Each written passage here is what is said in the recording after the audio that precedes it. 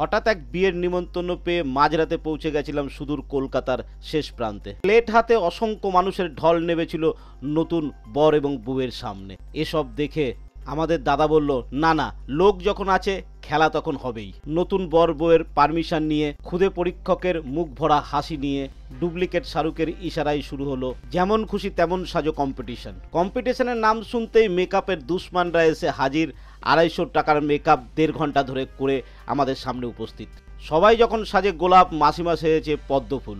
নকল মেকআপে এলিমিনেট হয়ে গেল বরের ছোট ভাই। এর মধ্যেই স্কুল প্রজেক্ট নিয়ে হাজির স্কুল বাস, কারণ আজকেই ছিল প্রজেক্ট জমা দেওয়ার লাস্ট দিন। প্রজেক্ট হাতে এক একজন করে উঠে আসছিলেন ওপরের দিকে। এর মধ্যেই লাল বাদশার চোখে ফাঁকি দিয়ে আমি 1 প্লেট সোয়াবিন বড়ি নিয়ে মানুষের ভিড়ের মধ্যে থেকে পাশ কাটিয়ে কেটে পড়ি। এতক্ষণে সুদূর বম্বে থেকে ডাকা আমাদের প্রিয় অতিথি এসে হাজির। আরও কিছু অতিথি দেরি করে এসে বর বউকে সম্মানিত করেন। বম্বে থেকে আসা আমাদের প্রিয় অতিথিকে দেখেই সংবাদ মাধ্যম ঘিরে ধরে। এত ভিড় ঠিক আমার সহ্য হয় না বলে আমি পৌঁছে গেলাম খাওয়ার টেবিলে। এখানে লাল বাদশার টিম আমাদের জন্য রাজকীয় খাবারের বন্দোবস্ত করে রেখেছে।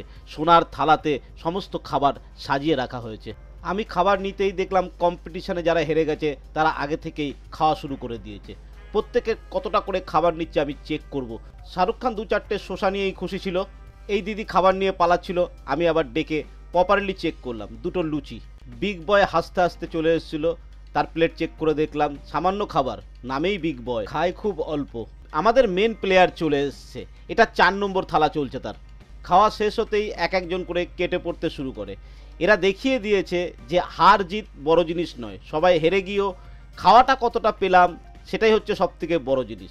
তাই হেরে যাওয়ার পরে কোনো দুঃখ নেই, সবাই খাওয়া দাওয়াটা তো ভালো পেয়েছি।